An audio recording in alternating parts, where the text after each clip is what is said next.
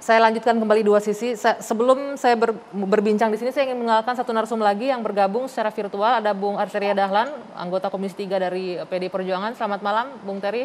Terima kasih sudah Selamat bergabung. malam, Assalamualaikum. Waalaikumsalam. Ini posisinya lagi di Lombok ya. Sebelum ke Bung Terry, saya mau ke Bung Haris Azhar. Setelah kita mendengarkan tadi pengakuan dari pihak keluarga, bagaimana anaknya selama menjadi warga binaan 4 tahun 6 bulan itu diminta uang setoran listrik, keamanan, uang makan, uang kamar, dan lain-lain. Apa yang menurut Anda apa yang terjadi dengan lapas kita? Selain masalah over capacity ya, tapi praktek-praktek seperti ini ternyata ada di lapas. Praktek seperti ini sebetulnya nggak di semua lapas sama rutan, tapi sebetulnya info soal dikutip dan ada, saya menyebutnya ada kegiatan ekonomi dengan tanda kutip di dalam lapas dan rutan itu ada. Saya kebetulan karena kerja saya di bidang hukum dan HAM, jadi saya punya kesempatan atau terpaksa memang harus masuk ke rutan dan lapas, sengaja maupun tidak disengaja, dan menemukan banyak cerita-cerita seperti itu. Dan di setiap lapas sama rutan alasannya berbeda-beda, harganya berbeda-beda. Saya tadi mau merespon ya soal sikapnya Pak Dirjen tadi itu ya, Pak Reinhardt. Menurut saya nggak usah diperiksa lagi petugasnya. Kalau dia periksa anak buahnya tentang laporan dari ibu korban tadi itu, ya pasti dia belain anak buahnya.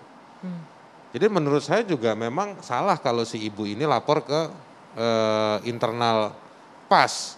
Maksudnya kan mengadu Ibu karena itu ini petugasnya orang-orang Bapak seperti loh. ibu korban tadi itu harusnya lapornya ke Komnas HAM, ke Ombudsman, atau ke mana ya, ke lembaga-lembaga pengawas lain. Dan sebetulnya ini kan ya, saya mohon maaf ya, saya mau kasih perumpamaan yang agak sedikit keras ya.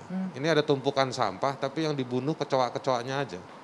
Masalah PAS ini kan udah berulang-ulang. Overcrowd ini menyebabkan banyak hal. Ada perkelahian, sekarang kebakaran. Jadi kalau tadi Anggi bilang dari awal bahwa ini ada pelanggaran HAM, iya, ini pelanggaran hak asasi manusia. Orang dihukum, kita belum bicara ya soal bagaimana dihukumnya, tadi ada tukar kepala dan lain-lain. Orang dihukum, negara merenggut kehidupannya seseorang atas nama menghukum. Tapi ketika orang itu dimasukkan ke dalam penjara, yang kita sangat miskin sekali variasi-variasi menghukum orang, jadi segala sesuatu itu hanya dimasukkan ke penjara terkait dengan kejahatan atau pidana. Sampai di penjara, dia masuk pada satu pilihan. Di satu sisi memang saya mengapresiasi kinerja atau terobosan-terobosan ke organisasi sosial yang masuk bawa makanan, bantuan, keluarga harus masuk.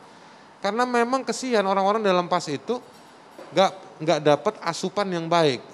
Makanan yang sehat itu hanya jadi pajangan di kantornya ke Kalapas atau Karutan. Jadi kalau Bang Nasir Jamil kunjungan datang ke Kalapas, ke Karutan, ada contoh makanan yang sehat. Tapi 20.000 tadi, bagus pengakuan Pak Reinhardt. Iya, itu tadi kan masalah memang anggarannya yang sedikit. 20.000 3 kali makan loh. Dapat apa 3 kali Jadi makan? kalau 20.000 sehari kan warga binaan, jadi mau dibina. Dia bagaimana mau dibina kalau misalnya asupan makanannya jelek. Kenapa jelek? Ya karena cuma 20.000. Daging aja sekilo berapa sekarang? Udah 160.000. 20.000 tuh cuma dapat berapa ons? Ya kan, oleh karena itu dia asupannya jelek, nggak bisa dibina. Akhirnya dibiarkan. Kondisinya kayak pasar bebas. Siapa yang punya tenaga mungkin bantuin ngebersihin selnya orang yang memang dapat kiriman duit dari luar.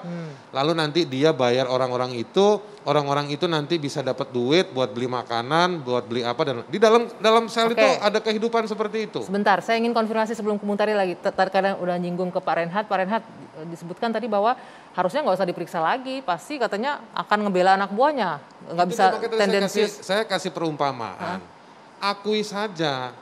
Toh juga sudah ada Permenkumham, Peraturan Menteri Hukum dan HAM, nomor 11, nomor 40 tahun 2017, tahun 2018, tentang judulnya luar biasa, Grand Design. Gambar desain besar bagaimana menangani overcrowd. Kebakaran ini kan sebetulnya masalahnya jangan disimplifikasi ada kabel charger yang seolah-olah nggak ada sweeping. Habis gara-gara kebakaran ini semua pada nge-sweeping soal HP, handphone dan lain-lain. Masalahnya bukan di situ. Baik, boleh masalahnya adalah sedikit, soal yang jauh lebih pelik. Bahwa untuk memeriksa anak buah harusnya langsung diakui saja tadi Bung Haris Azhar menyebutkan. Ya, yang pertama tentang kejadian itu dimungkinkan saja, itu tetap dimungkinkan karena sedemikian rupa Pak Aris Azhar juga sering ke dalam melihat situasi tersebut. Kemudian tadi yang makan tadi Pak Aris itu bukan 20.000 sekali makan. 3 kali makan 20.000 ya. 3 kali makan, jadi bagi 3 itu. Jadi iya, makanya tadi saya bilang, saya masih baik Pak. Kalau daging aja 160.000 dibagi untuk 20.000 beli daging, sehari dia makan daging itu cuma berapa ons warga binaan itu. Saya tahu arah kebijakan Bapak ini nanti mestinya dijawab sama Pak Arteria dan juga Bang Nasir nih soal bagaimana mengawasi APBN keberpihakan pada kapasitas yang cukup untuk mengelola lapas. Karena kalau tidak, dan saya sudah dengar juga dari para sipir ya, pejabat-pejabat di PAS juga, yang memang nggak dapat cukup support untuk menjalankan satu sistem pemasyarakatan yang baik. Support seperti apa maksudnya? Budget misalnya, alokasi APBN. Bahwa di dalam PAS itu juga sipirnya juga banyak yang ngutip, itu juga iya. Kita nggak memilih mana yang benar, mana yang salah, tapi semua itu kita kumpulkan. Dan itu semua tidak menolong situasi overcrowd. Masalahnya bukan di budget, masalahnya adalah ego sektoral antara penegak hukum di level penyidikan dan di level pengadilan.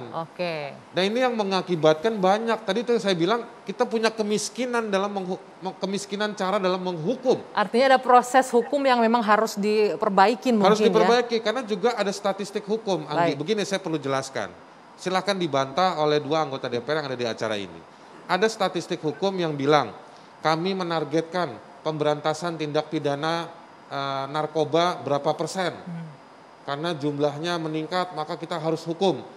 Tapi yang dihukum, pengedar kecil, bukan bandar-bandar besar. Yang megang narkoba sebesar biji kacang hijau. Ya. Nah, tetapi anehnya yang dihukum tambah penuh, penjaranya tambah penuh, bandarnya tetap nambahin barang masuk Kasus narkobanya juga nggak turun. Oke, nanti kita akan jawab usai jeda. Ini Di dua sisi sesaat lagi Bung Nasir dan juga Bung Terry. Tetap bersama kami.